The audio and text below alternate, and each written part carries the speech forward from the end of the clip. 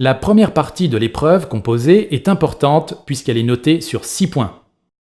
Vous ne devez donc pas répondre en quelques mots, mais lui consacrer du temps, environ 1 heure. Les 2 questions posées sont notées sur 3 points chacune. Vous devez définir les notions, les expliciter en développant votre réponse à la question et les illustrer par un exemple.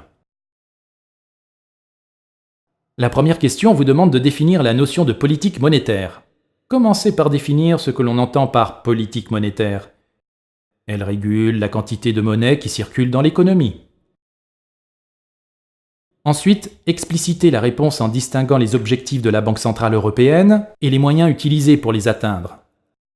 La BCE pour objectif de maîtriser l'inflation et la stabilité de l'euro en fixant les taux d'intérêt directeurs. Enfin, illustrez votre développement en montrant les effets sur l'investissement et la consommation d'une hausse des taux d'intérêt et les effets d'une baisse.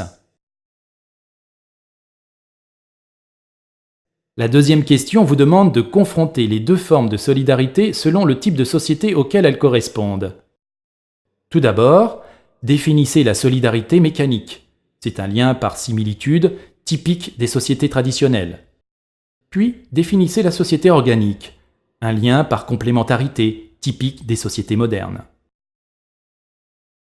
Puis, explicitez leurs caractéristiques en montrant leurs différences.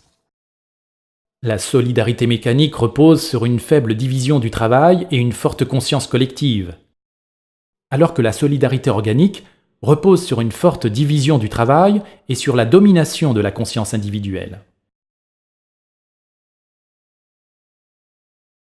Enfin, illustré par un exemple. La solidarité mécanique entraîne un attachement fort des individus au groupe. Dans la solidarité organique, la complémentarité des individus les rend dépendants les uns des autres.